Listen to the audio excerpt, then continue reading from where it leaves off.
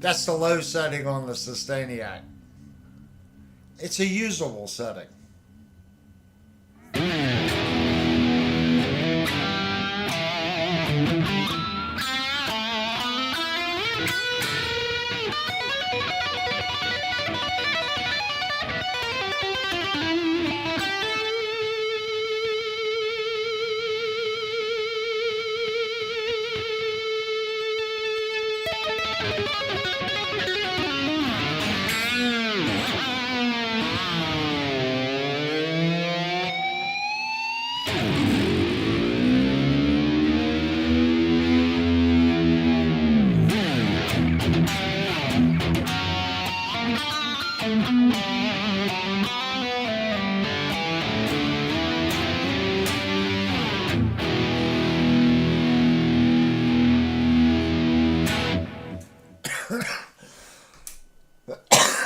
Oh, 100% goofing off, guys. It's been a really tough week on me this week. I haven't had time to really play at all. So I sat down about 30 minutes before the stream, just tinkering around. I did not have time to get anything set up to do a review, and we are way behind on guitar reviews. I know I said one guitar review a week, but I really need to get past this push at work to get some free time here. Hopefully, the end of next week, it'll look a little better for me. But this week here, it's still crazy. Let me open up the chat. Let me see who's in the group. It looks like we got 17 people in the group. Oh, we got Johnny Bain. Nice to see you, Johnny.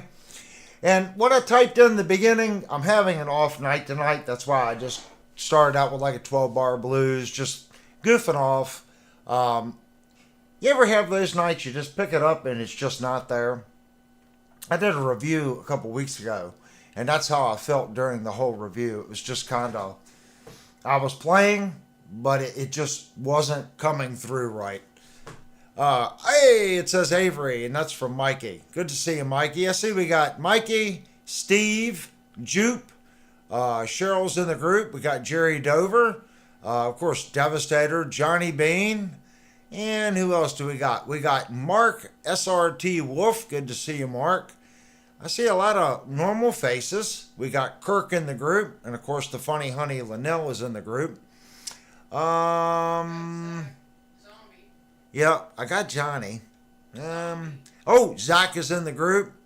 Who else do we have? If I'm missing anybody, I am sorry. I'm scrolling up through. You got Nicholas.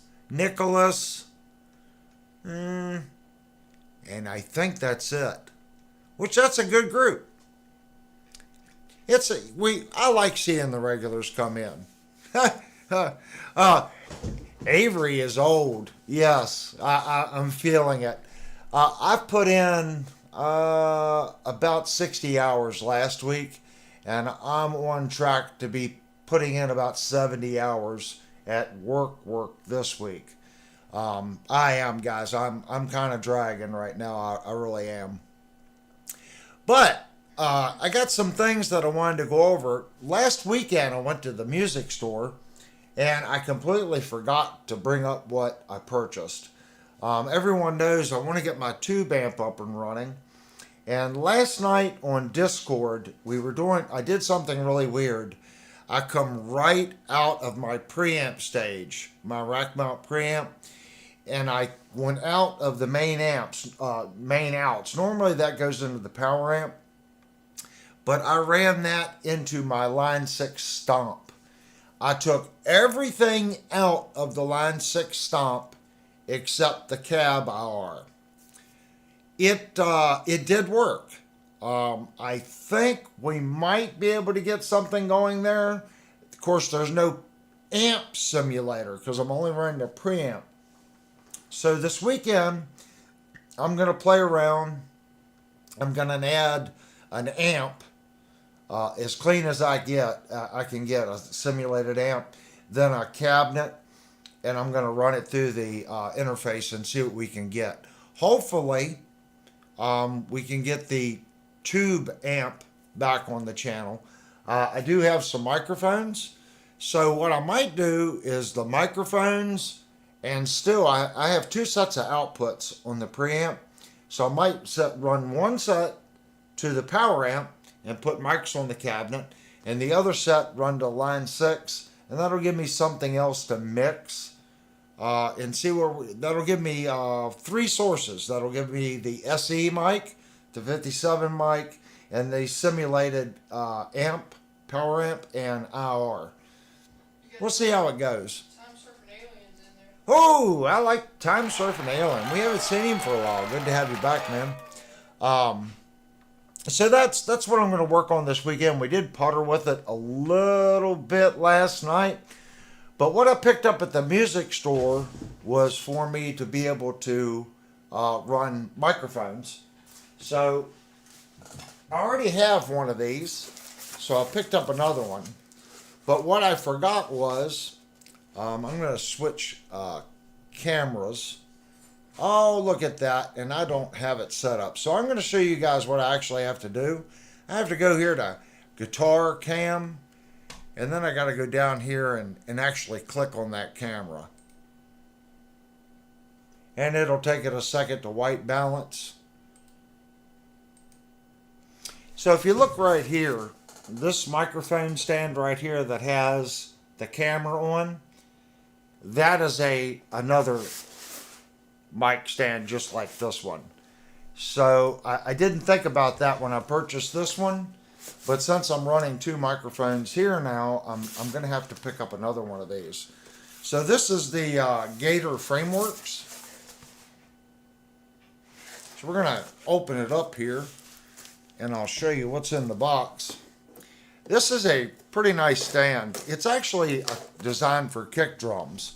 Got a pretty heavy duty base on it and prevents the mic stand from falling over.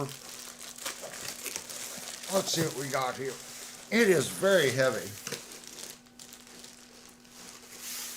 And it is packed in there. So there's the first bag. That's just the arm. We didn't do a guitar review, so we can, at least we're doing an open box of something. So here's the main part of the mic stand. Jerry said no light. No light? I don't know what you mean.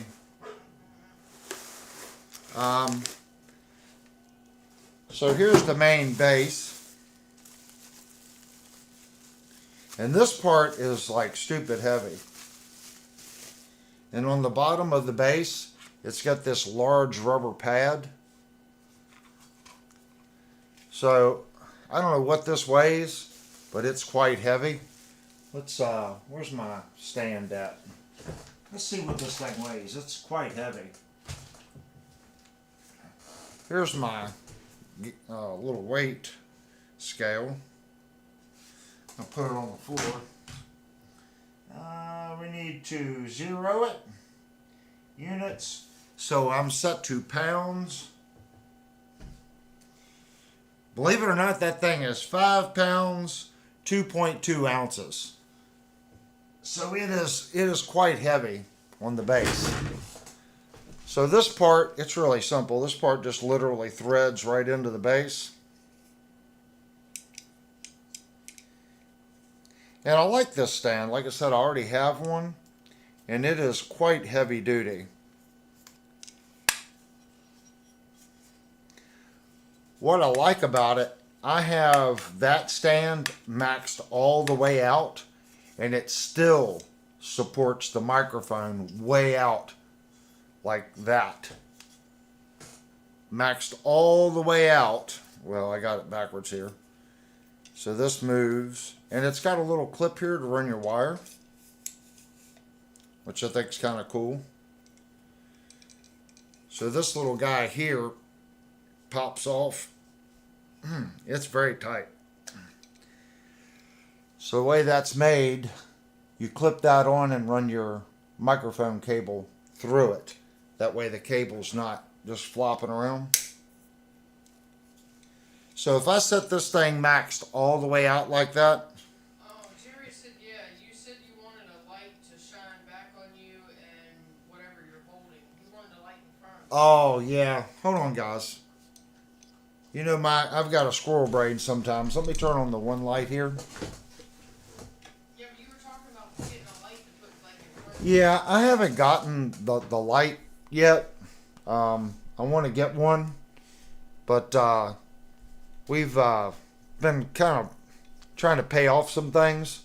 Everyone knows that, you know, I'm all about music, but my number one priority is I got to pay bills. I have to be an adult. Isn't that awful? So this adjusts up and down. Now, it's not much.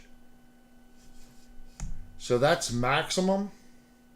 So if I max this thing out like that and like that, okay, now it's maxed out.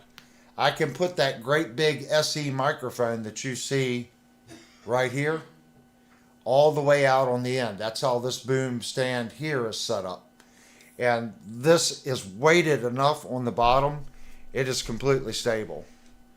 So then this part here, there's an adjusting wheel right here, and you can lock that. Okay, and then this locks the other. So what I was doing is I'd spin it just a little bit like that, and then lock it here.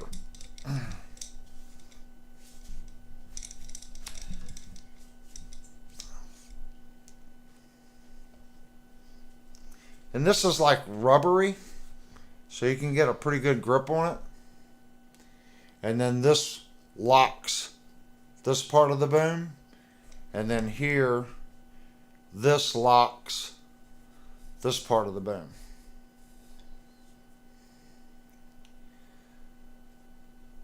So it's quite stout. So my vision on this was to I actually ordered it. I ordered a 4 mic flat bar, and it's got 4 holes on it.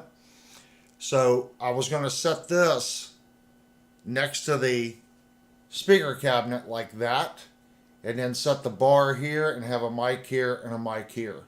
And I was going to have one on each side because that's the stereo cabinet. But I didn't think that my other stand is being in use now because we're using 2 microphones. So I had to pick another one up. So anytime I make a change, my personal items, it takes a little while for me to purchase stuff. But we are working on it. I know everyone wants the tube amp back. So we're one step closer. I got the microphones. I need one more speaker cable, not speaker cable, XLR cable. One more stand. So I think the two mic things that I ordered, I think they were $17 a piece, and I'll get another one of these. I think this was, what was this? He sold it, I think it was $49. Yeah. $49 for this. I know that probably sounds like a lot, but this is all metal. Even this part here is metal. There's no plastic. And this is metal with a rubber piece put on it. So there's no plastic. This part here might be. It's more like a rubber, but I'm sure there's metal up inside of it. So it's quite stout. And it says Gator on the top there. I've got a lot of the Gator framework stuff, and to be honest with you, I used to buy a lot of stuff made by Odyssey.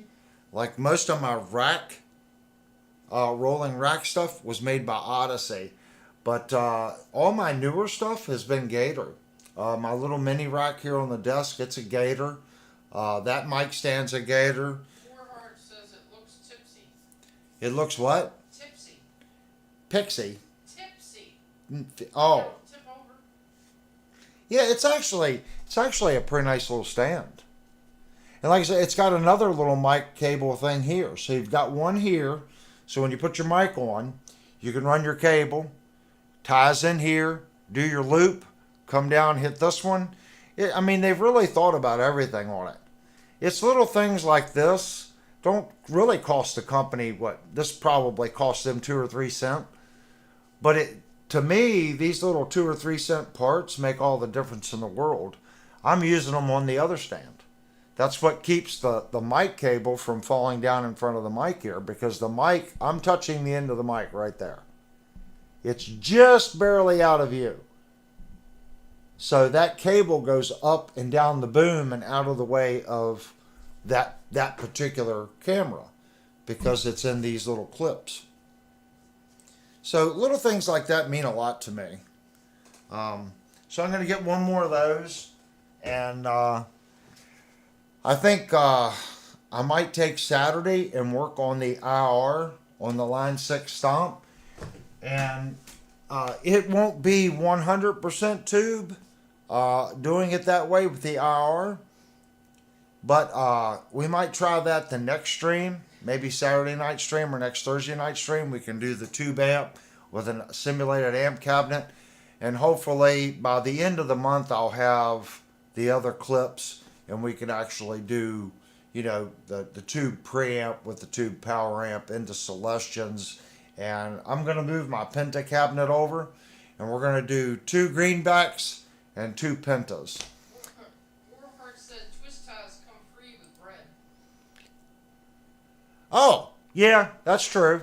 But I've got like a whole bundle, you know, the little cheap, what do they call them? The little Velcro things.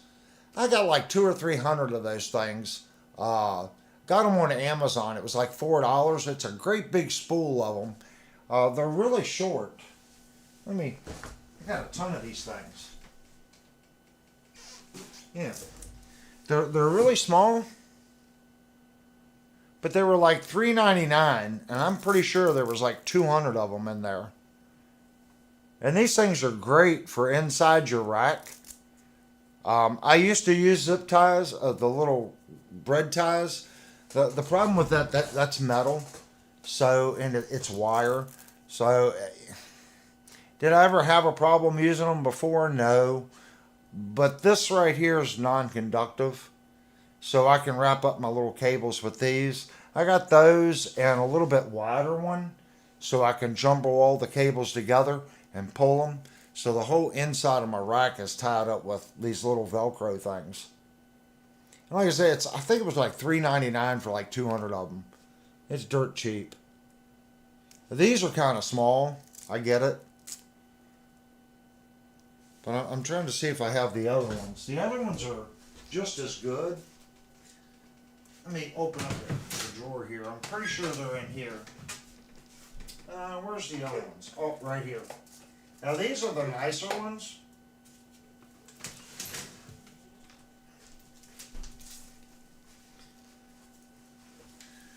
So the super nice ones have like a little tie, and you can pull it through the tie, and then, but do you really need that? No. If you got a lot of cables you're trying to join up. But the ones I've been liking are these. Again, this brand, I think you get like 50 for like $2 or $3. And it's got the little hook in it, and there's a bunch of them there. So you just feed it through there and then hook it. And then I've got some wider ones, wide flat ones. It's dirt cheap. So I've been using these. They seem to work.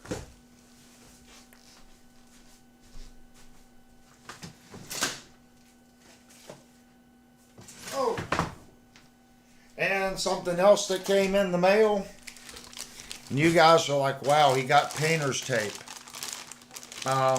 It's not painter's tape. I've used a bunch of different brands of tape for doing fretwork. And this particular brand, I think, is just the best. One, it is ridiculously thin. And for as thin as it is, it's extremely durable. And it's made in Japan, 3M, masking tape number 2899. That's the series tape, made by 3M. I know, it's 3M. But I'm telling you, this stuff is so thin that it's thin. But it is stupid durable. And it doesn't leave any residue on the fretboard when you tape it off. And I was almost out of everything, so I ordered 2 of the little ones, 2 medium ones, and then 2 fat ones. I had to restock. I'm pretty sure, yeah, this is all the 2899 blend. So that's what you're looking for. I've used a ton of different, like the Green Frog tape, even different versions of the 3M. But this particular blend with the adhesive 2899, it works the best. It doesn't leave any funny residue on the neck, and it's durable. You can go over it with a fret file. You can hit it with sandpaper. It works well. It doesn't disintegrate after doing a fret job. The last thing you want is get halfway through your fret job and your tape is starting to tear next to your frets and you got to retape things. So this came in, so I'm re-upped on my tape. So next order of business, on Discord the other night, we were talking Devastator's guitar, and I have some goodies that came in on Devastator's guitar, and since he already kind of knows, I can let the cat out of the bag. We like doing budget friendly stuff, so if you're in the market for some nice budget tuners, I can honestly say I've used these on repairs and other budget work. I can't remember what I paid for these. Let me double check. It is a good price. I want to say it was $30, but I am going to check my Amazon account just to make sure, so I'm not lying to you guys. Orders. And 1 second. These are $31.99. Okay. All right. This is they're made by Cash.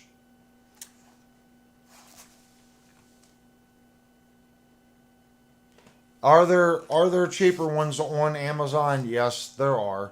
And I have ordered them.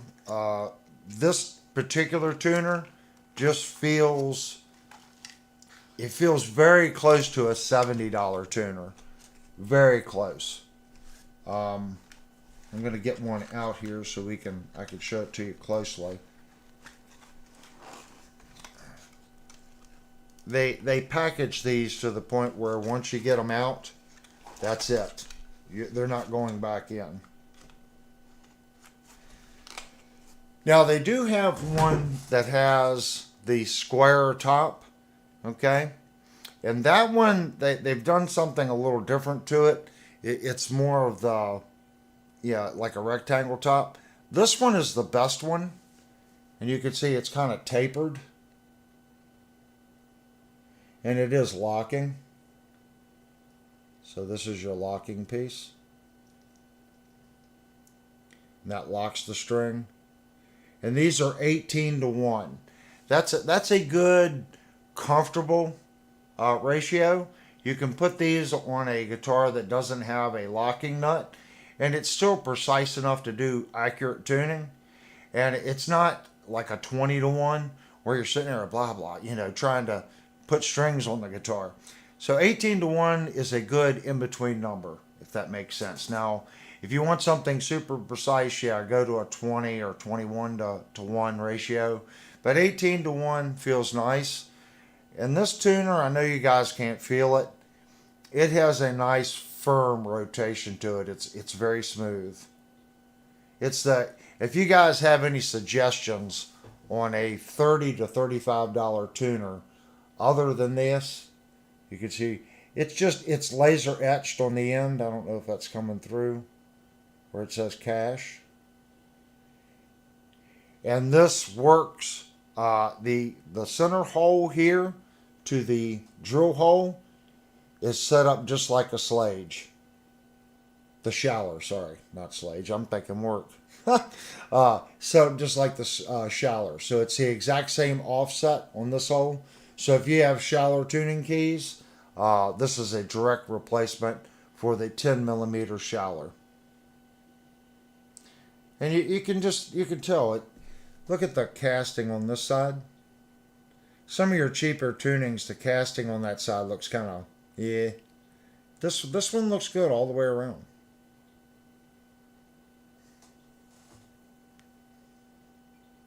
It's a sharp tuner. So we're going to put those on Devastator's guitar. Sergeant Platoon said you're a locksmith. Yeah, it's been one of them weeks. There's this company called M-Tech, and I've been having nightmares over the M-Tech door hardware. Let's just say they're from Germany, and these things are so over-engineered that it's actually a horrible door lock. They're made by M-Tech. They're about $600 a piece for one doorknob for a locking knob. It's solid brass. There's no cheap parts. It's so freaking over-engineered. It takes about an hour just to put a doorknob on. Company's M-Tech, if someone wants to look it up. Their lever handles, it's nice. The Slage, yeah, it's been one of those weeks. I gotta get work out of my head. So the next thing that came, I don't know if I was playing the guitar and the guitar did not hold tune. The G string is slipping in the nut. And the problem with the cheap saddles, I'll get one of these saddles. Now, this is not a cheap saddle, but we'll get one out. And I don't know if anyone else has this problem with these little baggies, but I got these like gorilla fingers, and I can never get my finger in between there to open these little Ziploc bags. Sergeant Platoon said he has his locksmith license. He said 20 years ago, but out of the game, his father had his own business many years ago. We just rekeyed a whole house with Baldwin locks. Yeah, the ones with the great big square mortise piece that goes back in the door, where it actually has two different keys that you got to put the key in, you turn it, then you lift, and then you turn the key again. When you pull it back down, the door has extra locks that come in the top and bottom, but you got to turn the key, lift the thing, and then turn it again, and when you push down, it disengages it. I know I played with that door lock like 30 minutes trying to figure out how to make the upper locks lock. Baldwin, again, another. I think they're pretty decent. I have Baldwin locks in this house, but they're the old cheapies. Nothing like the new Baldwin stuff. Here's the new saddles. So what's happening on the saddle that's in the guitar right now? It's a pot metal, and it's very, very, very soft metal. So right here, okay, that little block right there, that little block is held in place with this screw that goes in. And it has a little hole in it, and this threads into that hole, and that block pushes against the end of the saddle, and that locks the string in place. On cheap saddles, what will end up happening when you put the string in there and you go to tighten this, the string will slip. It'll start working its way out of the saddle because you can't get enough pressure on the block. Well, people know that. So when the next time they put strings on it, they put the tool in here and they over tighten it, and this pot metal back here strips. So I didn't want to do that to Devastator's guitar. I shouldn't have to do it that tight. If you're having just to lean on your saddle to get this little block to lock the string, something inside the saddle has a casting burr. It's not machined right, and that block is not going to a flat surface to capture that string. That's why it's slipping. So the first thing you do is you over tighten it, and since this is pot metal, it strips. Juke, if he's in the chat, he can say that's what happened to his guitar. He stripped the E saddle over tightening it because it kept slipping. So each time he was and then eventually it just gave way. So that's what's happening to Devastator's guitar. They're brand new saddles, okay? I don't feel comfortable, twisting it. Could I lean on it and get the string to hold this time? I probably could. Next time you put strings on it, would it fail? Probably not. But they're cheaper than the Floyd Rose Special saddles. Maybe the third or fourth set of strings, you're going to lean on it like that and it's going to strip the saddle. So the guitar is here. No guitar leaves this house unless I feel it's right, or as right as I can get it with the budget. Now I'm going to qualify that because I had a budget to work on this guitar, and this does throw it over budget, but the guitar is not right, and it's going to someone learning to play guitar that doesn't need to be frustrated with the frustrations that a Floyd Rose bridge can give you. If you have issues with Floyd Rose, it's probably just because you've been dealing with a very poor quality Floyd Rose bridge, or someone hasn't really explained to you how to change the strings. I don't change all the strings at one time. The first thing I do, and I've said this many, many times, you don't want this bridge to go too far out of its center location. So when I go to put strings on a guitar, I loosen the E string. I loosen my nut. I loosen my E string, take the tension off the string. Then I cut just the E string. I unwind it. I unlock this nut. I put my new string in, lock it, wind it, and I bring that string to tune to the old strings. Okay? Then I go to the A string. I detune it. Once I've got the pressure off of it, I cut the string, and I do that all the way down the neck.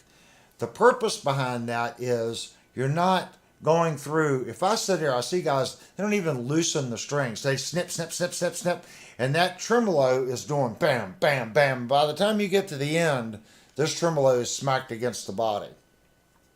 You don't want to do that. I'm trying to see if I have my little tool. They make a little plastic tool that you can put underneath the bridge that's got felt on it, and that props the bridge up. If you do that, yeah, you can cut them all off, okay? It's still not good, because once you cut all the strings off, you no longer have tension on your neck, okay? That means your neck is going to want to come back this way. and now you're going to put tension back on the strings. Taking one string off at a time is not changing the neck pressure that much. It is moving, okay, but it's moving very little by changing each string individually.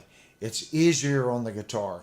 When you start going through here at full pressure, even though you block this and you start snapping strings, cutting strings off, that poor neck is like bam, bam, bam, bam, because you're instantly changing that pressure. Be nice to your guitar.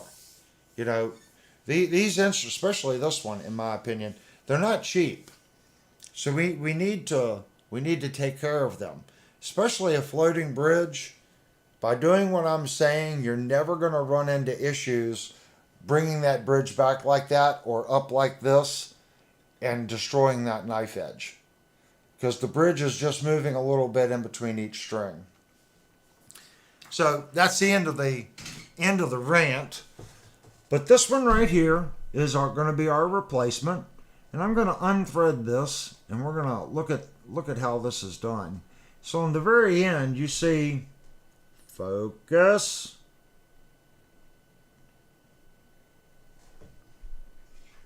You see how there's a pin and then the threads? Well, that pin on the end of that bolt is designed to go in a little capturing location. You see that? So that little hole right there is designed for this to go in.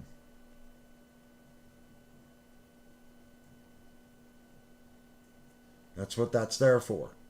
And notice it's not in the center of the block. You can put this in upside down. So you need to look at your saddle. See the back of your saddle? The hole's on the bottom.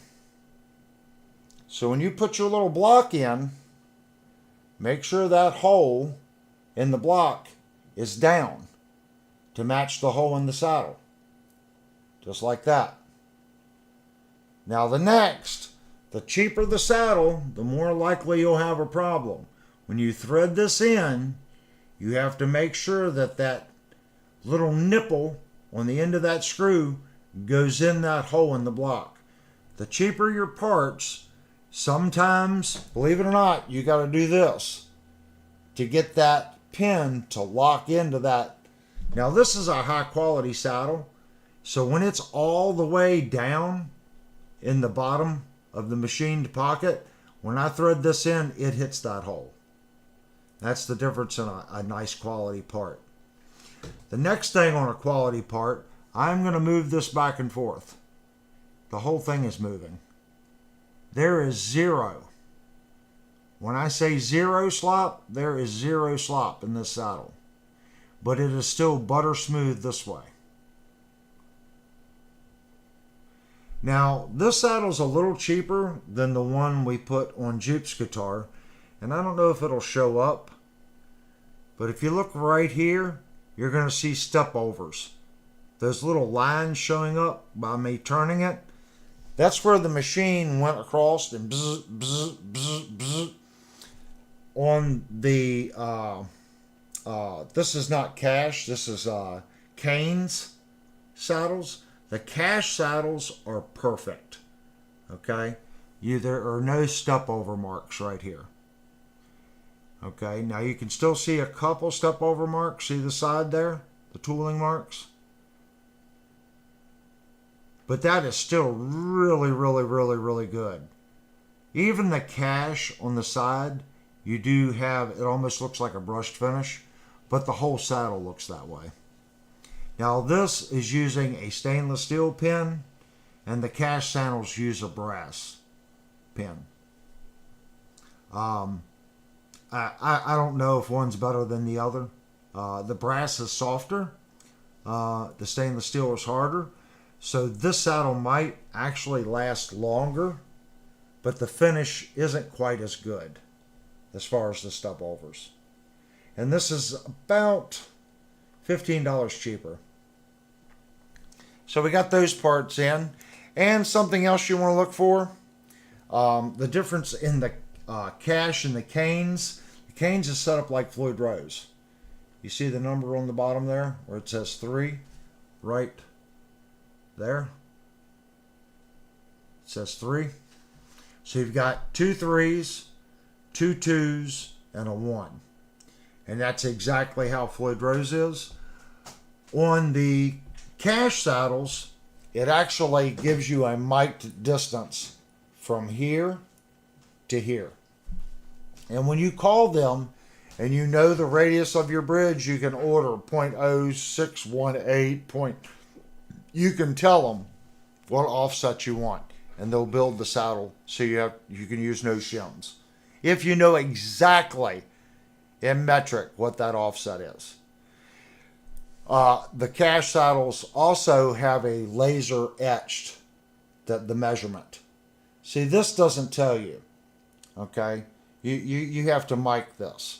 With the cash saddles, you already know. It's like .61. There's 3 different sizes. So if you put it in and you're off, .01 or .02, you can put that size shim under the saddle. With this, you have to mic it, and there's no guarantee that each 3 will be the same. And there's no guarantee on the cash either. If you order their basic set, they'll change by a couple thousandths here or there.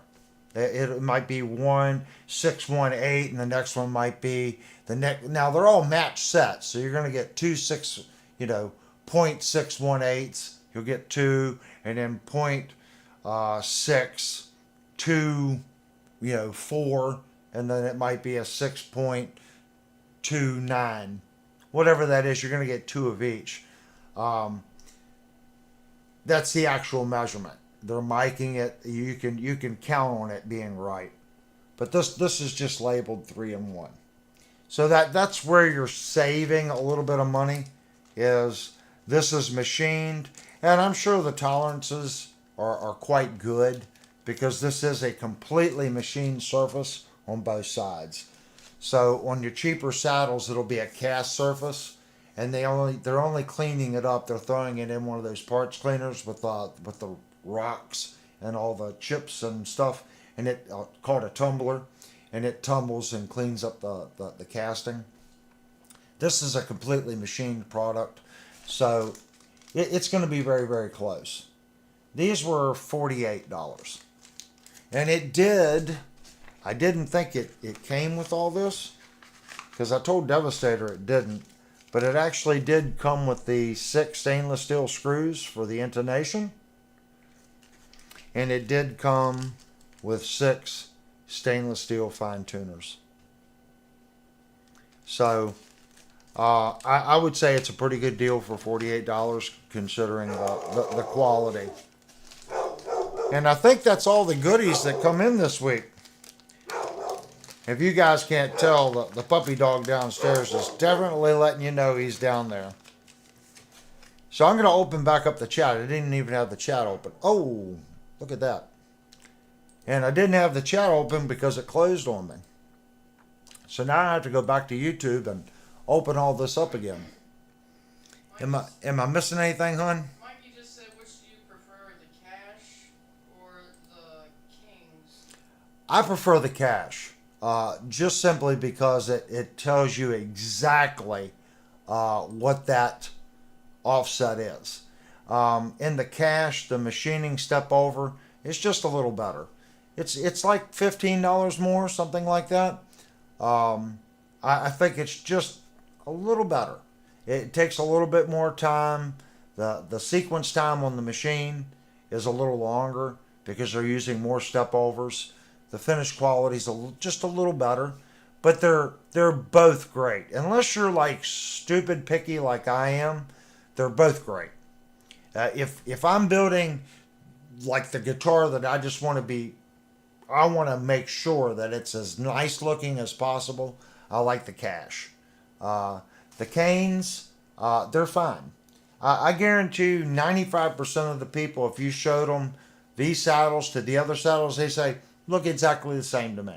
They would never pick up on the step over mark on that seat, if that makes sense. They just wouldn't. Oh, I see we got Cole in the group. Good to see Cole. I do have to take a drink. The funny honey got me hot cocoa earlier. And that's my first sip of the hot cocoa. So, my God, Avery, you will need a second job. I hope not, Zach. I actually have, because I want to qualify what I say. We both work here, but only one job pays. That's the best way of putting it. We actually have two guitars that we're paying on. Everyone knows I set up payments on this one, so I got 6 payments plus what I put down on it. I've got 4 more payments on this guitar, and then we're actually making payments on Linnell's Jackson.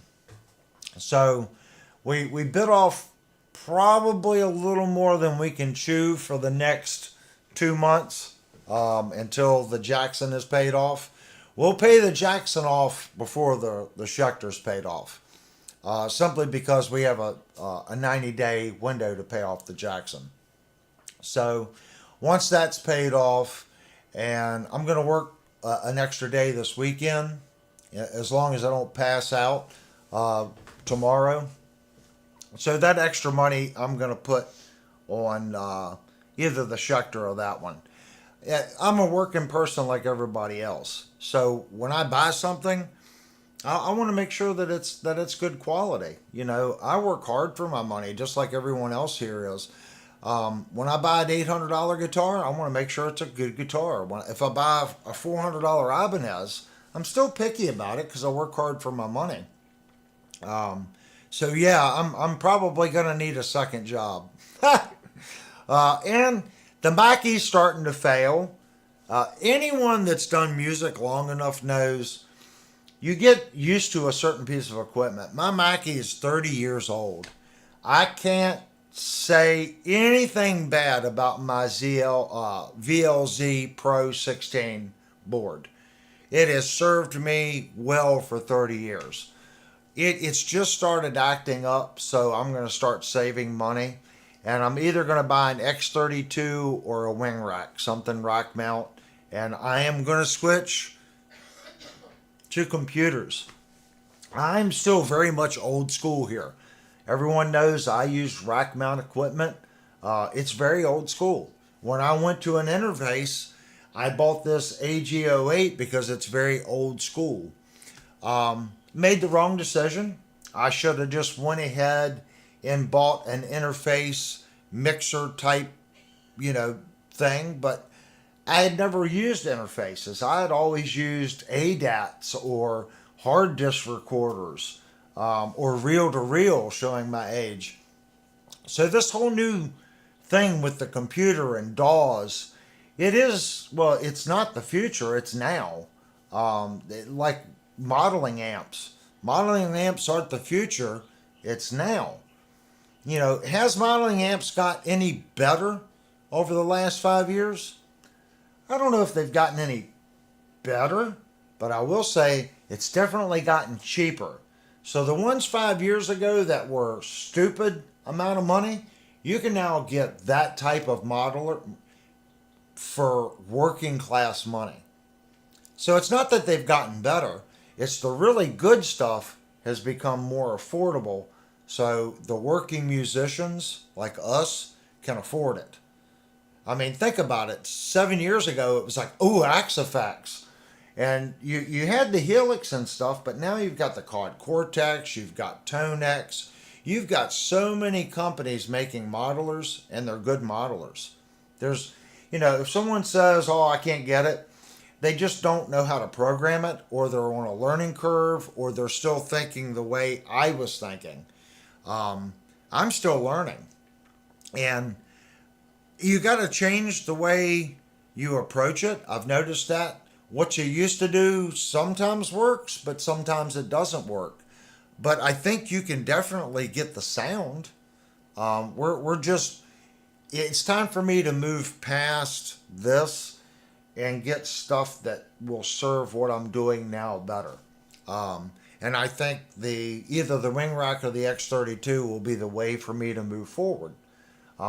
It'll free up a ton of space over here, and I can start using some plugins and free up some of my rack stuff for other duties, if that makes sense. I don't use, right now I do use no plugins, guys. All the effects that you guys hear, whether it's through my tube amp or the Yamaha, it's all old rack equipment. You know, it was good 25, 30 years ago. It's still good now. I hate when people say, oh, that's so old. It's so, it's not any good anymore. I don't know. It was good enough for Zakk Wylde, Def Leppard, and all the other bands to run through these racks, and we still listen to those albums today. Guitar tracks and vocals sound good to me, and it's all the exact same equipment that I have here. Is it as easy? It's probably not as easy, but nowadays with plugins, you can get really close to some of the rack equipment that I have here, and I think it's easier in some cases. I'm not selling my rack mount equipment, but I want to move to a rack digital mixing board. I still want rack. I'm still a rack guy. I think for what I'm doing here, the rack still just makes sense. It goes in a rack, it sets up, it's out of your way. Like right here, I'm gonna switch cameras. Right here, you can't really see it. I got a little mini rack. So I've got an S200, a 626, and a 286. That's for these microphones. Okay. Now my rack over here, I've got my EQ at the very top. That is a Spectrum Analyzer Alesis MEQ 230 with the Spectrum Analyzer. Another Digitech 200. There's my Mackie. There's a Power Soak, power conditioner, a XLR in-out line bus, an ART 2-channel MP1 rack mount, which uses 12 AUX7s. Another ART, so I have 4 channels on the ART. Another 262. That's my Mayato MT. That's my time clock sequencer for my Akai and my multi-track recorder, so I can do time clock, get everything time clock wise. That's not a very old equipment. It's sitting down there blinking. That's the little unit blinking down there. Underneath the unit with the 3 silver knobs, believe it or not, that is a Tascam DA30 Mach 1. That is an original Tascam DAT, digital audio tape. The very bottom one is a Crown XL, nice amplifier. And you can't see my other rack that's over there. At the top, there's a Sabian rack mount tuner, an Alesis Miniverb 4, an SGX 2000 standard, AMR tube sweetener, a Yamaha P7000, then a Line 6 relay, a Synergy SYN2 with a Friedman and Sedano module, an ART SGX 2000 Express, another AMR inline tube sweetener, a BBE 362, a ProValve 6L6 power amp, an Alesis Quadraverb, another Alesis Quadraverb 2, and on the bottom of that is an SWR rack mount power amp set in one of their boxes. So that is all my rack equipment that I have out here. I have some more rack equipment in the basement, but that pretty much covers the rack equipment that's out here. Time Surfing Alien has to go. Oh, okay, Time Surfing Alien. It's good to have you come in the stream, man. I like seeing return people. Hopefully I didn't bore you too much. Tonight's, I'm not playing too much. I'm having one of those off nights. So I figured I'd just come in, talk a little bit. We might pick up the guitar a little bit more, but hopefully I didn't bore you too much. It's good to have you, man. Everyone knows I kind of see this group as family. And when part of the family doesn't show up for a couple of weeks, we're kind of like, well, I hope he's okay. So good to see you, man. I guess we can fire up the Schecter one more time. Woo! I see we got Nicholas and Cole in here too. Still got to use my headphones, guys, because there is no actual amp in the room. Everything you hear, there's no amp signal actually in the room.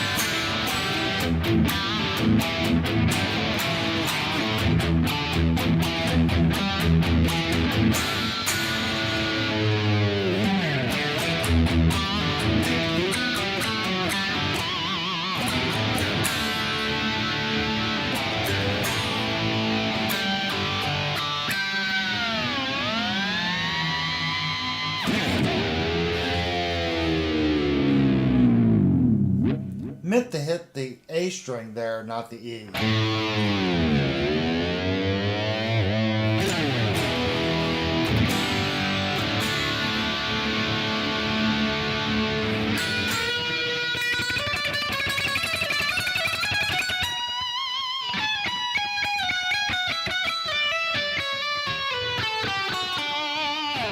I still can't get over how effortlessly this guitar plays.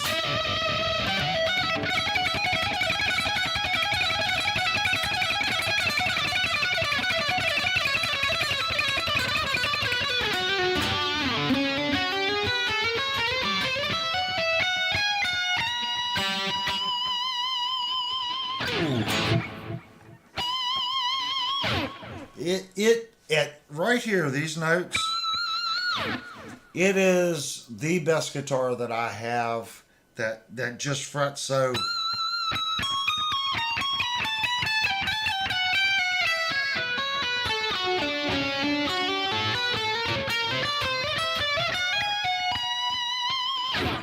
It takes no pressure.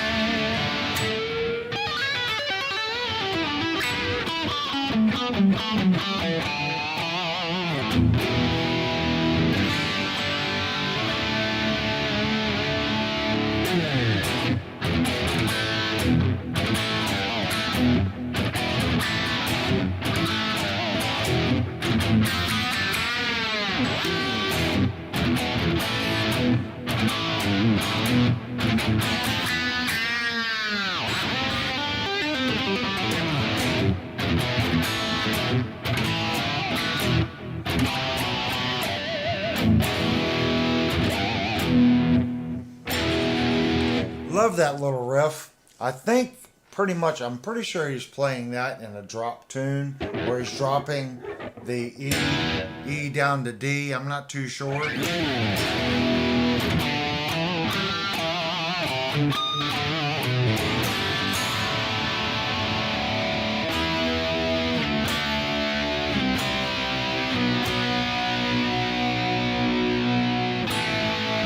The guitar just plays so effortlessly.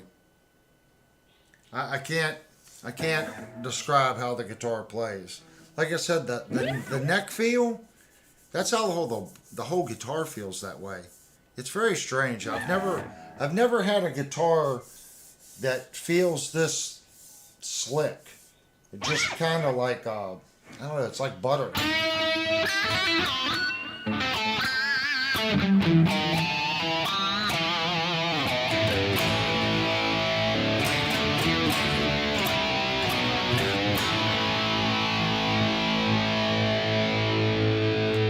and it's got a decent amount of sustain.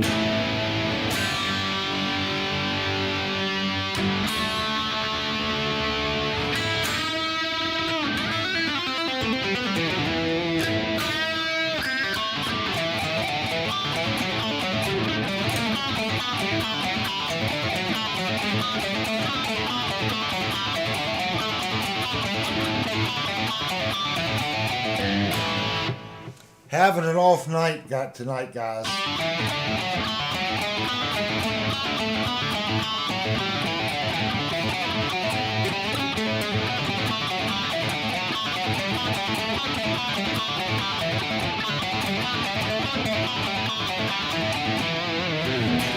It looks easy, but it actually isn't that easy.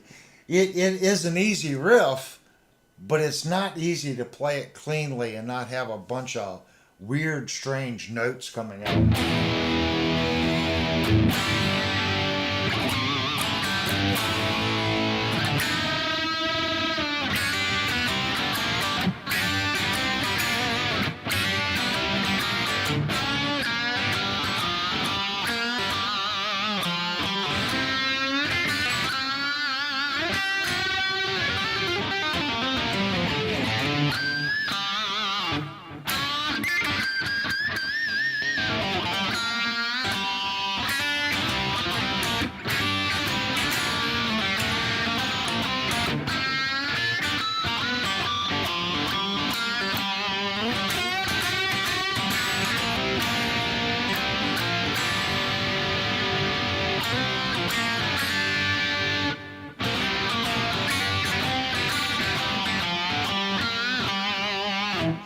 And if you were on Discord, you'll know that I was tinkering around with that the other night.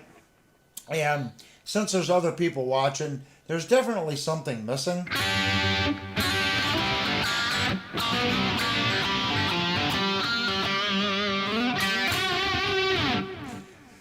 I don't know. I need some suggestions on that.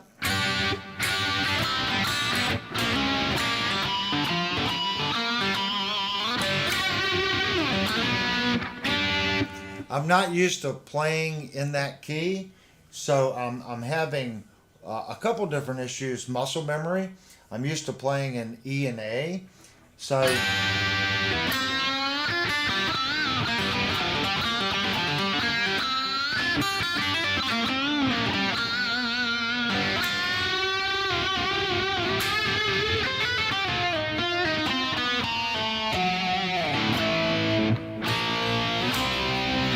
See, I'm just not used to that key.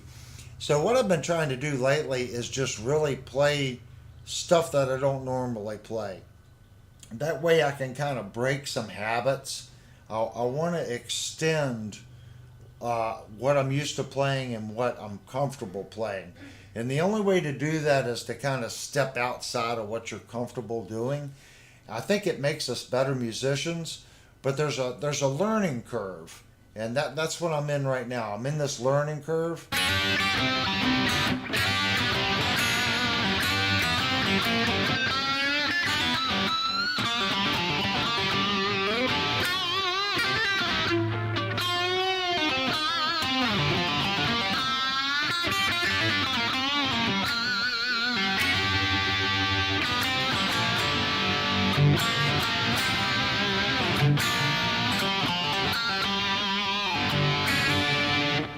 I don't know, it's a cool sound. I like the BE pull.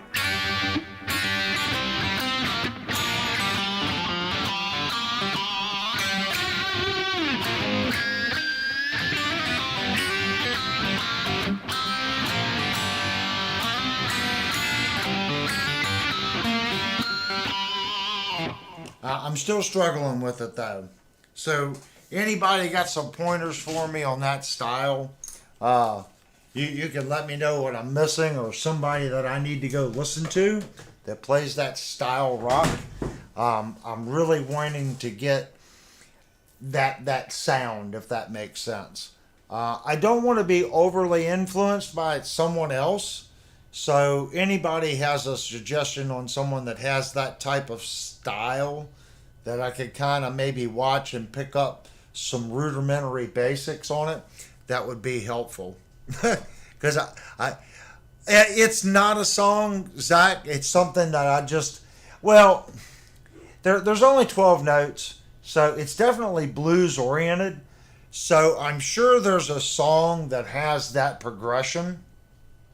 To my knowledge, it's not a song, but it's blues, and there's definitely blues and rock. So I am sure that chord progression has been used by many bands. That's like this little progression right here. It's been used. I'm going to put my headphones on.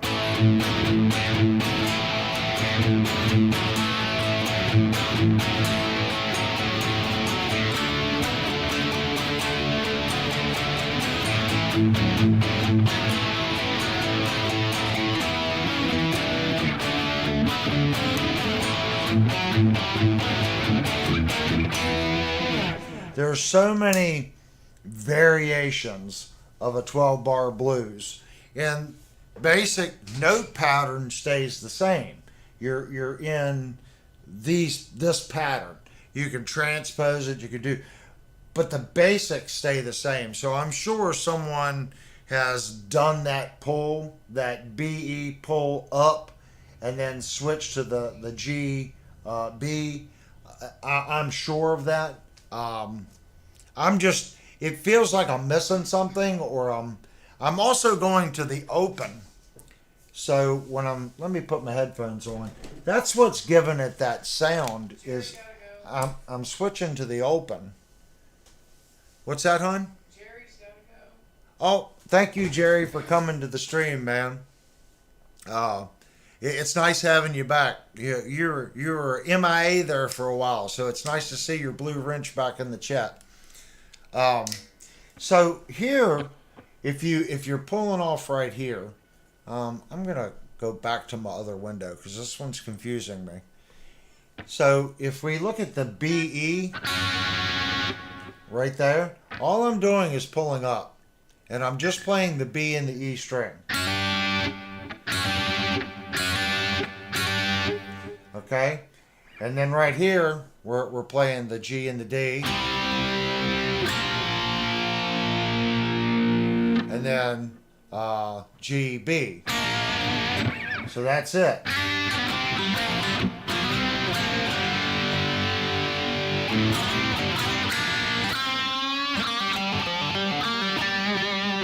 So I'm using the open notes.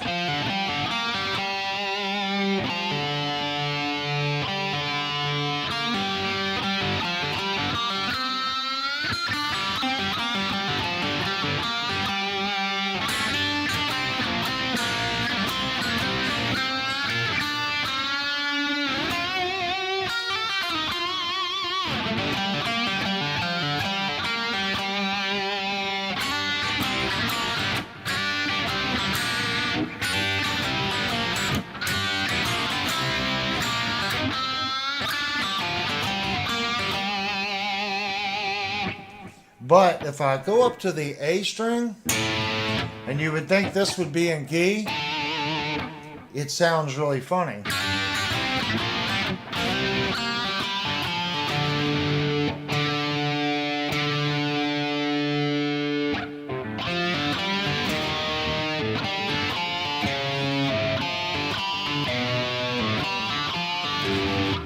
Everything on the A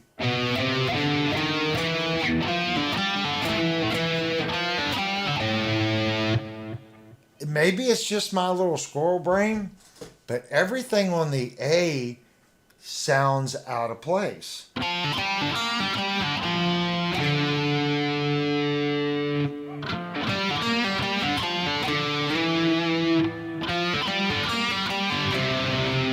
That's even worse.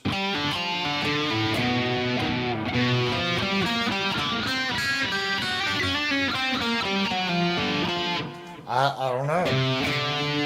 That's what's blowing my mind. I should be able to.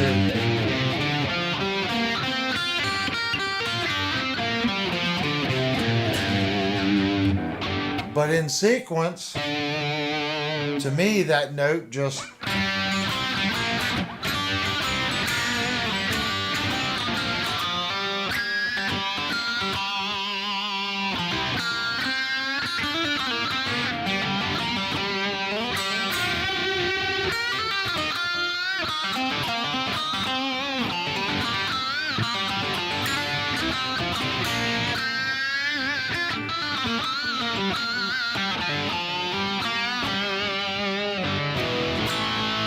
even that, I don't know.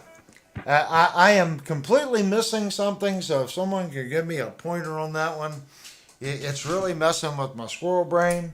Or maybe I am just completely out of touch and I am playing something that's not in a standard key. I'm not very good at the when you start really messing with diminished. I know it's that to me it just sounds it's in a blues root, but I'm struggling with it. So keep up. In the next month and a half, I will have some kind of riff figured out that'll sound right to me. If you listen to my playing, I don't play in a box. I don't play straight up and down. I play across the neck. So I do fret, and my notation is a little different than how most people play. I think that's what gives me kind of my own little sound. So I think I need to get that blues sound, but then put my twist on it. And when I get to the end, hopefully it'll still sound like me and not me trying to do something rocky bluesy, if that makes sense. That's what I'm shooting for. And you guys play guitar. I'm sure that you guys have been there and you're trying to figure out something like, ooh, I got this one little part and it sounds so cool, but now I need to write a bridge, or I've got to write a chorus, or I got to write this part or this part, but it's just not as cool sounding as this one little riff you got. You want to write something that you can show off your little riff with, and I guess that's what I'm doing. I like the BE pull up going to the GD string. I think that's a cool little riff. I'm just struggling trying to find something that melds well with it, if that makes sense. I see the chat's really gotten busy. I like that. If everyone can just type something in really quick, that gets the chat rate up. We like to cheat here. In this channel, we need as much cheating as possible. If you can't tell, guys, we're trying to grow the channel. We did have a very large growth spurt last month. Hopefully, we'll continue to grow. And if you're if you're new here, you do not have to be a subscriber to chat to the right. Look at the screen to the right. If you don't have a chat screen to the right, go down to description and hit the chat window. The people to the right-hand side, they're good people. They're musicians. They love the instrument. Come in, chat, get to know people, hang out. The only rule is be kind to everybody. You know, that's it. This channel, if you look, we only really have 3 moderators. We have my funny honey, Jerry, that just left, and Devastator. I like it that way. I like not having to police the chat. And we've been very fortunate on the channel. We've only had one time where we were getting, I guess, spammed by a guy. It was about a year ago. And Linnell fixed that. So the channel's been really fortunate on that. But I think we're getting good people in, and that's why I don't require you to subscribe to chat. I want you to come in, chat with the people, get on Discord. There's always someone on Discord. I'm sure Discord address has been posted. Get on there, hang out. And that brings me to the next thing. We are giving away a free Fender Stratocaster. It is a Player 1. It is new, but technically used. It did go home with someone for 30 days. Well, it was less than 30 because they brought it back. Said they wasn't melding well with the guitar. So they let them bring it back and pick a different instrument. So we're giving that guitar away. And it's really simple. If you want to win a free guitar, you just have to be publicly subscribed to Music and Gear. You can go down and hit the little button. While you're down there, hit the bell button. That'll let you know when we're doing reviews or just doing an open chat forum like we're doing tonight. You got to do that, and then you need to log on to Discord, and you're going to see Guitar Giveaway Room. Post in there, I want to be entered into the guitar giveaway, and Devastator will put your name in the little mixing pot. And right now you have really, really, really stupid good odds of winning that guitar, just so you know. I'm not going to let the cat out of the bag, but you've got really good odds on winning a $800 Fender Stratocaster. So it's coming. But we do want X amount of entries before we give the guitar away. So we're not melting it. We're just waiting for at least X amount of people to join. And you can thank the people that in the right chat, the donations and the super chat, that money goes to fund the giveaways and the pedals. I haven't seen Birdman in the group tonight. Oh, yep, he is in here. So Birdman's been the happy recipient of a pedal, and Mikey has been a happy recipient of a pedal. So all these little things we do, that comes from the super chat money. You'll also notice I did not have commercials on. One super chat is far more than I get in ad revenue. You're watching it live. You've come in. Why have commercials? So I've changed that as well. If you're watching this and it's not live, once the chat comes up, it usually takes YouTube a little over a day. Since you're not monetizing it, YouTube puts you out in left field. They could care less when they get your replay of the chat up, because they're not making a penny on this ad, on this stream. So that means they put you on the back burner, and they get their chat, your chat up whenever they feel like it. As soon as I see the chat go up and people can, open up the chat and follow the stream, I do monetize the video to make a little bit on the back end. It's really actually not even worth that. But to keep YouTube happy and the AI system happy so it pushes the video for new people to see the channel, I think I need to do it, because if they can't have a commercial, they can't make any money. Since they can't make any money, they're not going to show your channel to anybody. It's kind of a catch-22. But if you know the channel, we are going to take a break right now. When we come back, we probably won't go a full hour, but we always take a little break that gives people time to hit the restroom, get a drink, and then come up with a new topic. I do need to go to Discord and see if there was any questions posted. So if you're on Discord, you can go to Discord and quickly post a question in the ask a question. Devastator will have to tell you the actual name of the room. I can't think of the name of the room. But you go there and post your question. I'll read it, and I'll give you my point of view. And then everyone else to the right of the chat will give you their point of view. That's the point in the channel. It's not just me, it's everybody kind of sharing their thoughts. All right, we're going to take a 5-minute break, and we'll be right back, guys.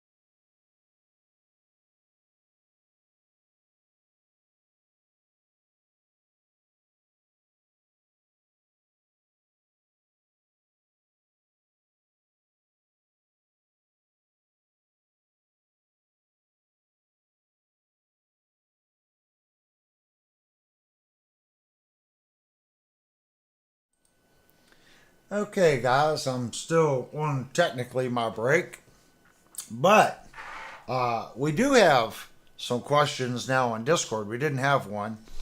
We'll address the first question first. Linnell doing the Jackson review. That'll be something that you all will have to get on her about. I've already told her how I would approach the review when she gets the Jackson. That's kind of on her. I'm not going to force her to do a review. I think it would be cool for her to do one, and I think you guys would get a lot of enjoyment out of it. And believe it or not, I think she would enjoy it too, because she's really, she's chomping at the bit for this Jackson, and I would too. It's a beautiful, awesome guitar. If you don't know which guitar I'm talking about, she's ordered a Jackson Pro in the crackle finish. It's a neck through guitar. It's a sweet guitar. It really is a sweet guitar. Once we get done paying for it, we'll bring it home and we'll try to talk to her and try to get her to do the review. The next thing was Floyd Rose nuts. I want to qualify what I'm about to say. That this right here, I'm gonna move me right there. Okay. Now, what the problem with what I have here? It's kind of hard for me to see, but if you look right here, this is the nut, a 1, a 2, a 3, a 4. What you're looking at is the width. Okay, if you look, it's very confusing. An R2 and an R4 are, you're going to have like an R2, it's 1.625. Okay, but you also have an R7 that's exactly the same. Where you're going to run into an issue on is either going to be string spacing or string offset. How far the nut is offset from the bridge. Now, what's really strange is this 6.25. They're saying it's 41.30 millimeters. Now, here's your offset. It's 5.85 millimeters. That is not from the base of the guitar. Okay? That is not from the neck of the guitar to the notch. What they're measuring there is the base of the nut to the notch. Okay? So let's there is a notch right there. It's kind of hard to see because it's black. But from this notch, the bottom of that notch to the bottom, that's that measurement. Even though this chart, okay, isn't technically telling you, there are two different heights. See, this says 1.371. If we go down to the R7, okay, it's still saying the same. Now, what the R actually stands for, okay, imagine, here, this one's easier to see. This goes towards the neck. It's taller. This is towards the tuners. So an R means, and you can tell this is a cheap nut. Notice how all these grooves are about the same. On a good nut, the E side is cut differently and the notch is made differently. So R stands for right-handed model. So an L2 is the same as an R2, okay? It's just for a lefty guitar. R stands for right, L stands for left.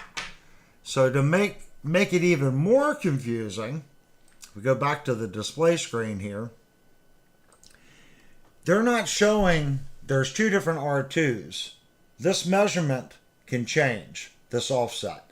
So instead of it being on the height, this 5.85 right here, they're going to have one that might be 6.35, okay? But they're not listing that. That's what's really strange. So if you look here, it's 1.625.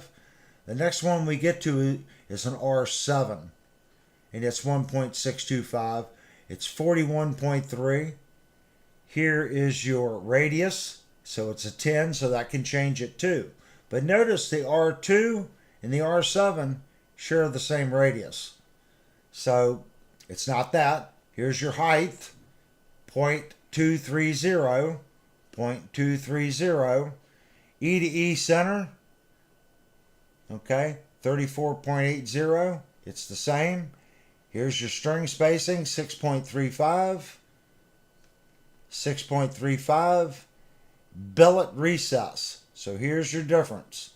There is a recess on the 7, and there is no recess on the 2. But I can already tell you there are 2 different offset heights here. And there are different radius of R2s. Okay? It's a very convoluted system when you're figuring out a nut. These are the only sizes as far as your width. That's it. So sometimes it's easier. See this 397, 41.30, 42.85. Okay? And then it jumps all the way up to 47.60 on the 7 string. But 42.85 is your max. So if you have a guitar, if you've got a guitar that has a 42-inch width, you're going to have to look at Goth. And Goth has some really strange numbers. Do I still have my Goth ticket? So on the Goth, or Godo, sorry, that's whatever I call them, Goth. You all call them Godo. The FGR2B, okay, that is a little bit different size. I'm pretty sure that's 42 millimeters. That's what we have right here. So we're going to check it.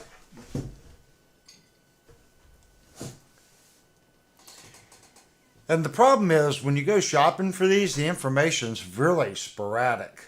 It really is. So on this one, it's 41.36. Okay?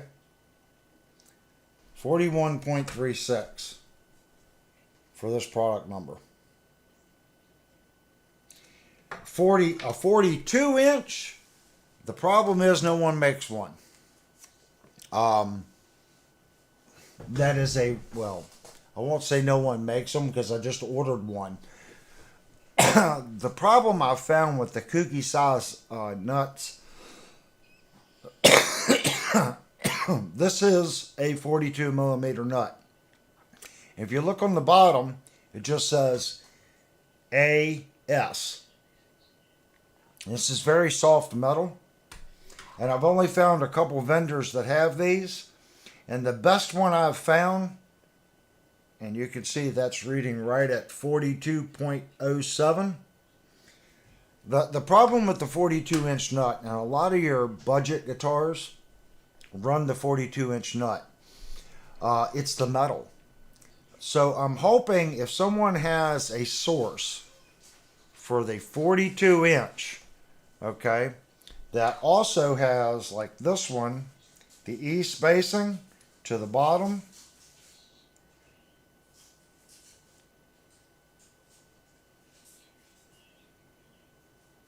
is 6.12 to the bottom. If someone has a good source for that spacing and that width, please post below, because I'm struggling to find 42s. And you can see here, this one's been sanded to properly fit the guitar, but it is stripped. I am actively searching for a better vendor for the 42. But you can, if you go to Google, you could type in the Floyd Rose chart. That will help you. Okay, there are different models. Okay, when you look at the R2, there'll be some numbers after the R2, and that's going to specify whether it's a 12-inch radius, a 14-inch radius. it's hard when you start getting into these guitars that have a 16-inch radius non-compound. It's hard to get a nut. So what ends up happening? They go to Floyd Rose or Godo, and they have X of these products made, and that's fine. They're making the product. The problem is if you have an issue with that product and you go searching for it, okay, that's the issue. If you find a guitar and it's going, 10 inches compound radius, whether it's 10 to 14 or a 12 to 16, you're okay, because the radius up at the nut, 10 and 12, is very common with the Floyd Rose manufacturer. The problem when you go to a 14-inch radius, you're going to end up having to modify the seat. Okay, see these little grooves? See the little grooves going through there? That's where the string lays in. Okay, and on this side, this V-notch, what you're going to end up having to do, if you look, that V-notch is right at the base of the seat. You got very little material there. So to fix this radius, going from a 12 to a 14, it doesn't take much. Okay? So you're going to have to take a little material here and a little material there and grind it back all the way through, so that string sets flat when the locking nut goes in. Kurt said Vice Grips makes a fit-all locking nut. There is a company that makes, and before you say that's a cool idea, it's $300 for a lock nut. And basically what they've done is this flat surface right here, underneath of that there's a cam, okay, a roller, okay, and there's a screw right here. And as you push that screw in, it changes this V-notch, okay, and rolls it up and down. They're $300 a piece. So if you want the perfect lock nut that you can fine tune, when you put it on, use your calibers, and you're going to measure from the notch down to the bottom of the neck, and use a feeler gauge and feel your first fret, and whatever you want to go up, okay, whether it's 0.2 millimeters, you're going to take this off the guitar, put the calibers just like this, from the base of the guitar in the V-notch, okay, and you're going to turn that screw to the added distance that you want per the caliber. So if you want to go up 0.2 millimeters, right now I'm at 7.03. Okay, 7.03. So I am going to put that caliber in there. I'm going to keep it tight, and I'm going to use my tool, and I'm going to spin that nut that's in there until this reads 7.23. I'm not going to spend $300 for a lock nut, but they are made. I might be able to find it. It's a Chinese company that makes them. It's almost like it's German. It's so overly complicated, it's cool. I think if you get close, okay, doing what I'm saying, just follow this in. You can't just follow this end, because the mating surface, okay, let's take this apart, take this one apart.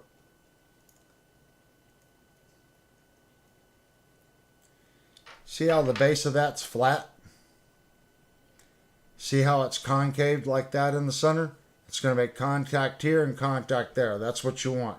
As I move that back and forth, you can see it has a slight concave in it. And that's forcing a pinch here on that side of the nut and that side of the nut. And yes, there is a direction. That concave that I was just showing you, let me get this started back in. That concave is going this way. So if you take this nut Okay, see how it's made? And will it fit? If I take it out and rotate it 90 degrees and drop it in, it will. But what ends up happening, now it's tight here and here, and the strings aren't on the flat spot. That flat spot needs to be in the front and in the rear, or rear and front, to pinch the string down. So if you're having slipping issues here, make sure this nut, okay, is turned. The clamp is turned properly in the seat, because there is a concave. I'll take it back out and I'll show you. I'll try to get it in the light. And you can see that this is not machined completely flat. Can you see the rear ridge and the front ridge as I move it? And it's dished out in the center. So those two ridges need to be to the front or the back. There is no front and back. It's the same. It's a dish. But this just needs to be front and back. This side and this side can't be front and back because it won't pinch the string. It's gonna let the string slip. So you've got to make sure that you orient that thing on the guitar properly. Does that make sense? Even though it will go either way. It will fit either way. See? It'll fit wrong. So if your crescent is going this way, odds are it's wrong. It's got to go that way. So double check your guitars. Make sure your clamps are in the locking nut the right direction. There is a difference. But with that being said, when you grind into this seat, you have to grind from here all the way to the back consistently. If you don't, when the lock nut comes down, it's going to pinch this string and not pinch back here, or pinch up here and not back here. So it has to be a consistent groove all the way through the locker. So if this is a 12 and you're wanting to go to a 14, I would probably take like 0.05, 0.07 off of this one. And maybe like 0.02 off of this one. I'm guessing somewhere in that ballpark to get that radius back in. Now you may need to shim one side or the other side. If you put this in the guitar and you hit your first fretted note, or your second, in between your first fret and your second fret, and you've got too much space between the string and the fret, then you need to sand the nut. And you can see this side of the nut has been sanded more than this side of the nut. And that gets your overall distance right. Does that kind of make sense? This is something really hard to do. Since there's so many different radius necks, to get the guitar right, you will have to tune it a little bit. There is no such thing as, and I love reading posts. I bought this nut. It fit right on my Jackson. Perfect fit. Didn't do anything. Screwed it on. Played. There. Odds are that doesn't happen. Now, is it off a lot? It may not be. It could be, but it may not be. A lot of people have gotten used to their cut, the nut up here being cut high. If it's cut high and you press down that first fret, it's going to throw all your first notes sharp. And it'll get better as you go down the neck. Okay, can you get it perfect? Absolutely not. The guitar is an imperfect instrument, but you can get it very close. You can get your first fret. If you're playing a lot of cowboy chords, try to get those first 3 frets as good as you can possibly get them, as far as your tuner, and your nut is 90% of that. Will you get all of them? No. That's why some companies make compensated nuts appear where the string rides on is shifted a little bit. There's so many different things you can do. But this is the chart. Well, I already closed the window. I've already closed it. Oops. Sorry, guys. But that was the Floyd Rose chart. That'll help you. but keep in mind they do make an R212 and an R2 14-inch radius. I have seen them, and it'll be R2, and then it'll give you the radius number. If it just says R2 and it doesn't specify, it's probably listed just as what that chart just said. It's either a 10-inch radius or a 12-inch radius. Most of them, I think, are 10s. And that's something else you want to think about. Does it offset enough? No. But if you have a 10-inch radius on the wood part of the neck, okay, the fingerboard, it is no longer a 10-inch radius at the top of the fret because the fret has thickness. Okay, then the string is off the fret. So it's whatever your radius is plus the distance from the wood to the bottom of the string, which is usually, the fret plus, maybe 2.3 millimeters max, depending on where you're measuring it. So that's your true radius of the nut. So if you got a 14-inch radius neck, you don't necessarily want a 14-inch radius nut. You're probably looking at like maybe a 14.2, 14.23, give or take. Yeah, 14.2. That's a shot in the dark. I'd have to convert it. But hopefully, I saw that was one of the questions. That's how I see it. And we struggled. Kurt and I were looking for quite a while for a 42-inch nut. And I've yet to find a really good one. I've found a decent one, but I have not found something that is like Gotoh quality. So this is Gotoh and Monster Bolts. If you don't know who Monster Bolts are, look them up. They make great hardware. So those are stainless steel Monster Bolts. Look at the machine finish on those. Hardware is where a lot of guitar companies save money. They save money with substandard or not quite machined or polished hardware. If you look at the Gotoh, their surfaces on their nuts, even the highest grade Floyd Rose is not as good as Gotoh's just standard nut. Look at the side surfaces, how smooth the Gotoh stuff is. If you look at a Floyd Rose one, it's like, and you can see masking marks and bad powder coating. And then when you look at the screws, it's not going to show up on this camera because it won't focus.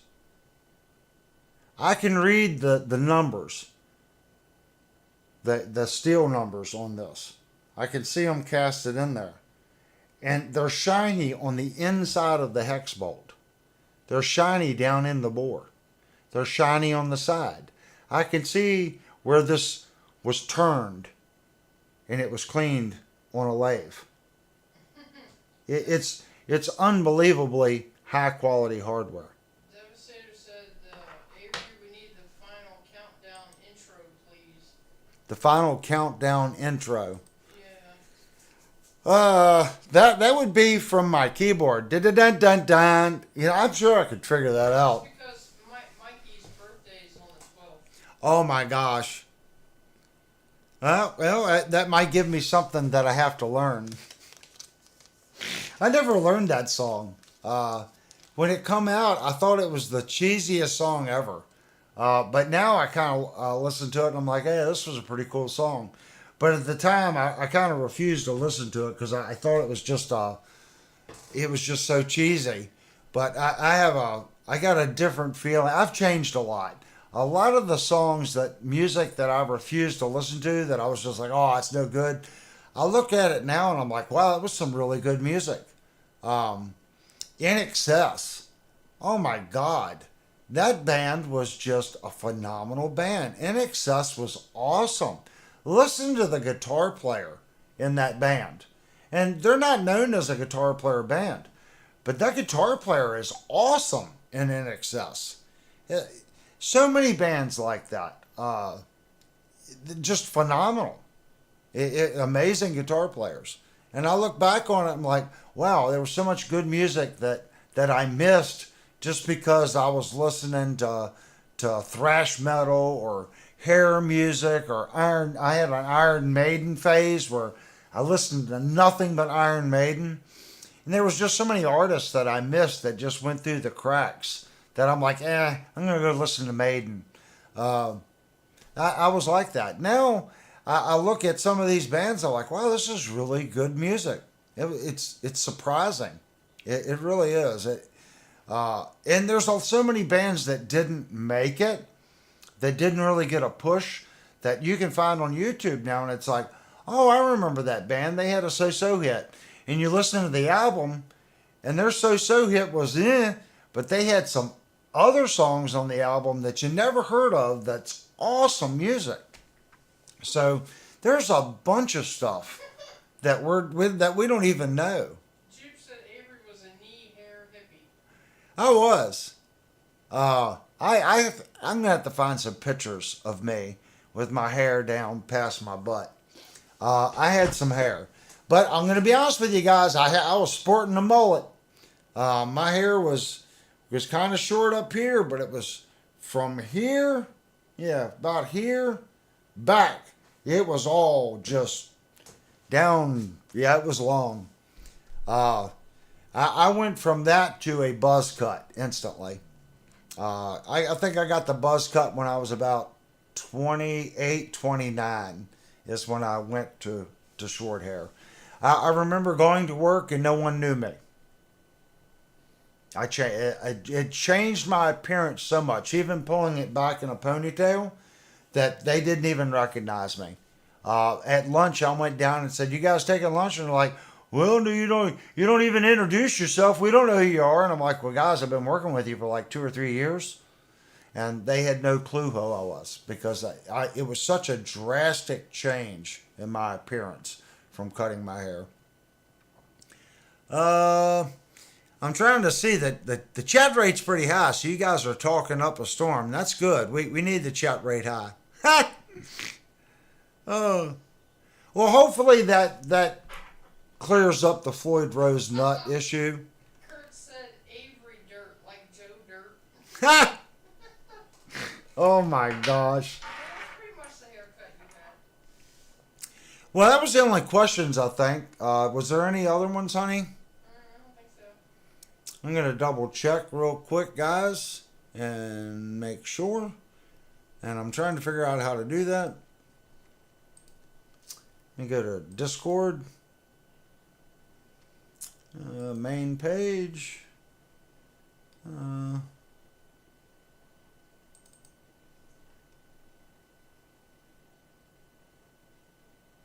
Nope, just the locking nut. So hopefully that helps everybody. My main thing with that, guys, do your research.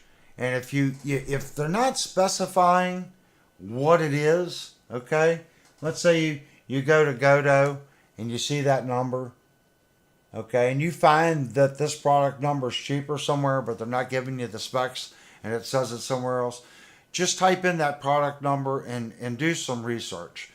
Someone will have the radius spec, the offset from the seat of the nut to the top. It will take you some time, and you can go down a rabbit hole, and you can end up where I'm at on a 42-inch nut, searching for a higher quality one. But hang in there and try to get something as close as you can that fits your guitar. Because remember, it's not just about the width of the nut, it's about the radius of the nut. And you got to get the height somewhat right. Okay, there's usually only 2 heights.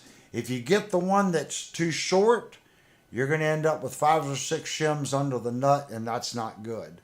So make sure you can measure your existing nut and get something very, very close. If I order, I try to get something a little taller. That way I can machine it down versus getting something that's a little shorter and putting a shim under it. I prefer not to have any shims under my nuts. That doesn't mean that you can get it to always work that way. Sometimes the lock nut is just too short and they don't make a bigger one for that style guitar, and you're forced to put a machined shim under it. But if you can, it's better to machine a little bit of that surface off, like this one, to get that nut to sit properly on the guitar. Okay, I'm going to go back to the questions and answers is done. Is there anything in the living room I'm missing? I think they're checking out the living room to see if there's anything. I only have that guitar. We haven't played that one tonight. That one's set up for drop tune. And then I have my Schecter out here, and that's it. We've been trying to clean up and move stuff around because I want to do a rearrange. There are changes coming. And there's an old saying, too. People get used to a certain atmosphere. And when you change it, it no longer looks the same and it misses something. So everyone's kind of gotten used to the stream and this layout.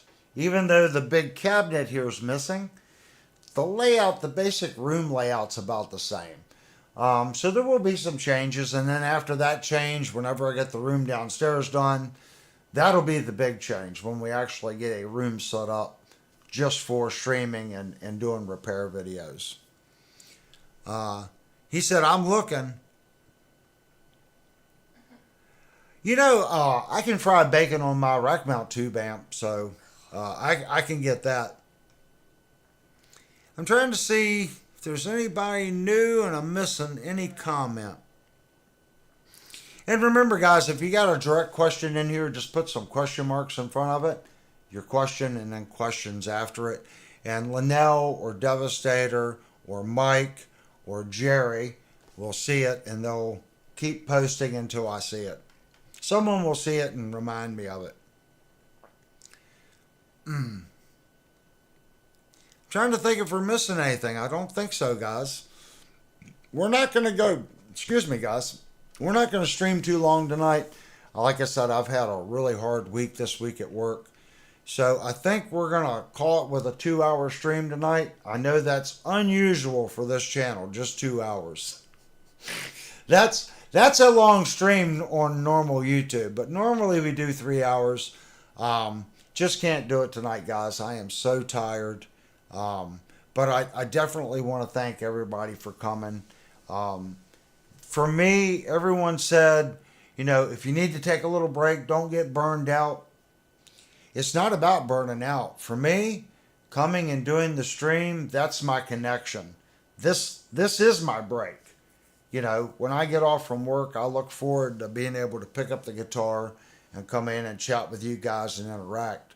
That is my break. So I can't say that I need a break from the stream. What I need a break from is just work. I don't consider this work. This is like going to the music store. It's big time different. So you guys don't have to worry about that. We did not do a guitar review, but we did 2 last week. So technically, we're still on schedule.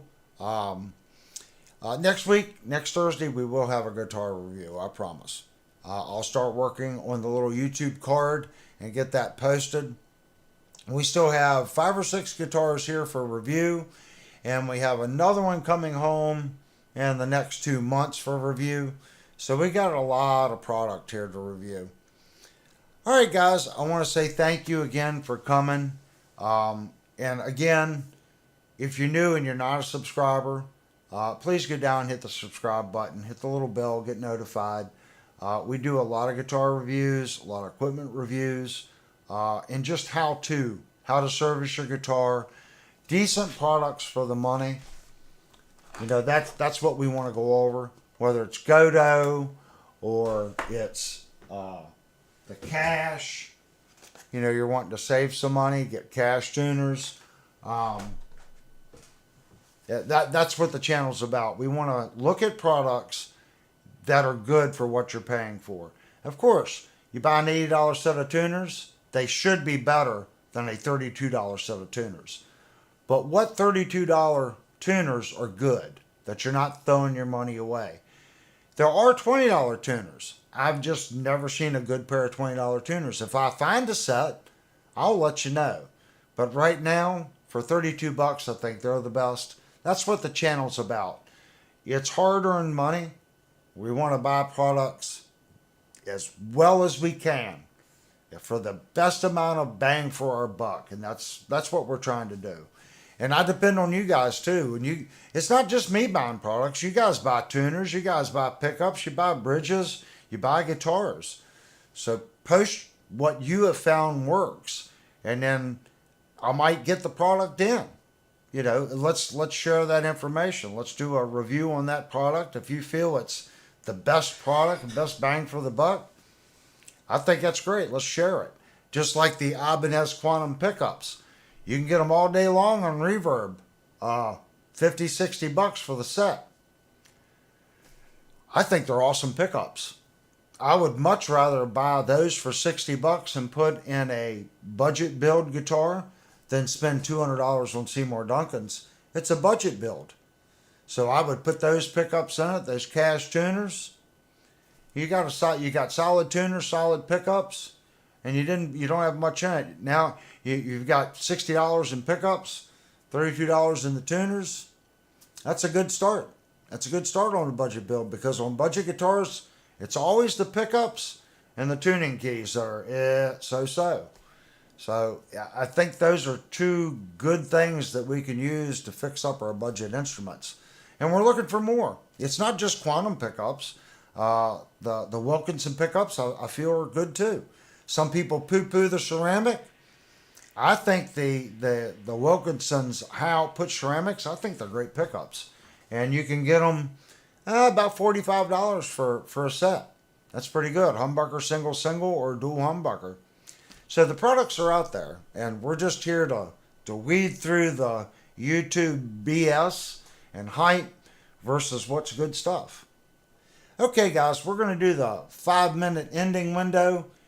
And don't forget, if you're here and you want to register to win the Fender guitar, please go to the Discord, put your name in the guitar giveaway room. You do have to be publicly subscribed to the channel. And when we hit the magic number, we're going to be doing that giveaway. So if you want a free guitar, you got really good odds, subscribe, go to Discord, put your name in the lottery, and that's all you got to do. All right, guys, we got our 5-minute ending chat window, and I guess I'll see you guys on Saturday night.